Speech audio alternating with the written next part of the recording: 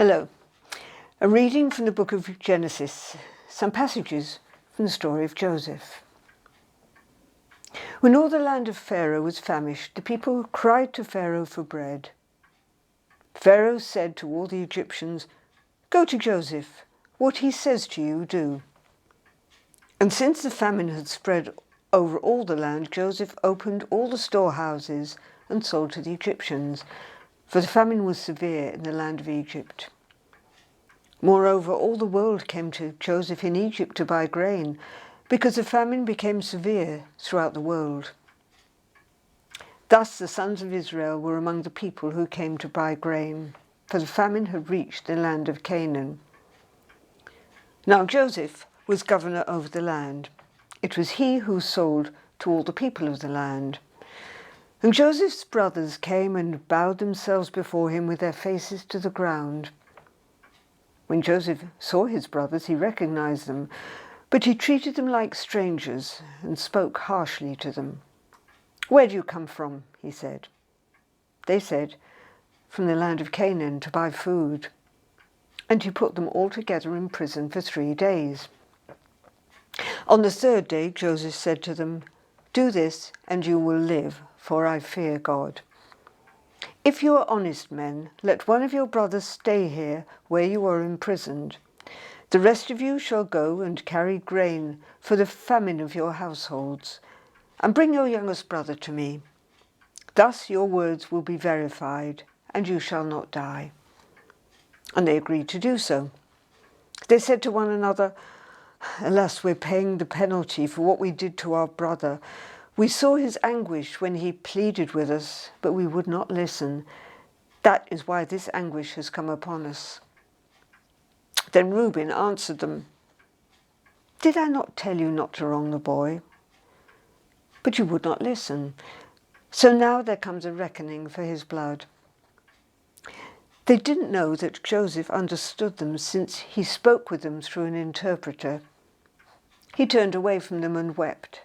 Then he returned and spoke to them, and he picked out Simeon and had him bound before their eyes. I'm sure we all know the story of Joseph.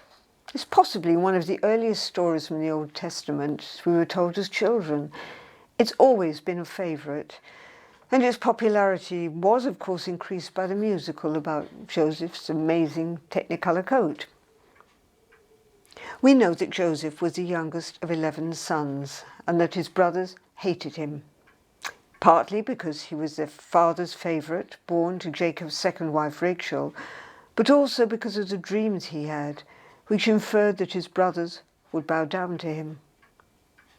Being, I'd imagine, a somewhat precocious child, he didn't keep these dreams to himself, but told his brothers, which only made them more angry. We know how Joseph was sold into slavery in Egypt by his brothers, then later thrown into prison, but how he eventually triumphed to become Pharaoh's right-hand man. It's a wonderful story of betrayal, sibling rivalry, and dysfunctional family relationships. But through all his many trials, Joseph kept an unwavering faith in God, and knew that everything that happened to him had a purpose, even though he couldn't see it at the time. Many years ago, I was often away from home filming for the BBC. During the filming, there were frequent periods of inactivity, times, especially during night shoots, when complex lighting would be set up. I'd be sitting around doing not a lot. During one of those periods, a costume supervisor introduced me to patchwork. And after that, I'd carry a small bag full of bits of cut-out cardboard, scraps of material, needle and thread, whenever I went filming, along with my script, clipboard, stopwatch, and all the paraphernalia required by my job. Material came from all sources, and over time the sewn-together sections grew. Eventually, there was enough to form a bedspread. I bought some backing, sewed it on, and it's covered our guest room bed for over 40 years.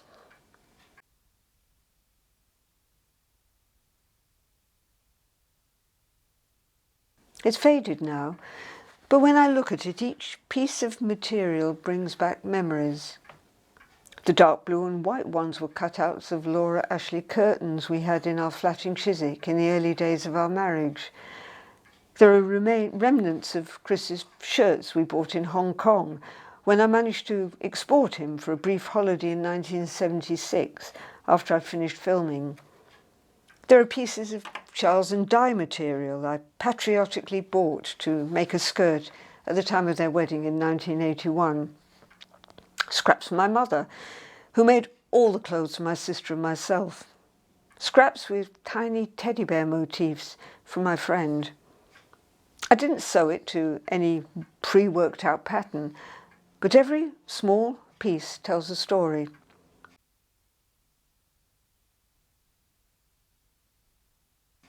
Pieces of my past, pieces of my history. There's a pattern there, as there is in my life, but only God can see the full picture. It's summed up in a song some of you might remember, called Tapestry by Carole King.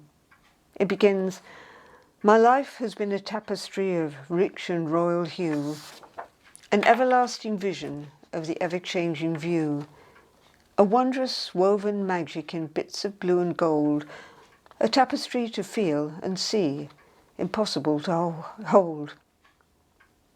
Every family faces problems with relationships from time to time. Family situations that have gone wrong, hurts and grievances, broken relationships. These things can fester for years. Sometimes they're never resolved and can leave a lifetime of regret. There's a famous quotation from Harper Lee, who wrote To Kill a Mockingbird, which reads, "You can choose your friends, but you sure can't choose your family, and they're still kin to you, no matter whether you acknowledge them or not." So perhaps we might like to look back from time to time and reflect on our lives and try to see what we so often can't, a pattern. We might like to think about how we can mend what is broken, how we can restore relationships, how we can forgive and be forgiven. Perhaps one of the reasons why the story of Joseph is so popular is because the end of the story is so satisfying, a restoration of relationships. It became clear to Joseph that his varied and colourful life had one continuous thread running through it, that thread being God. A coat can't be created without thread. A life can't be created without God. Thread holds a coat together. God holds our lives together. Amen.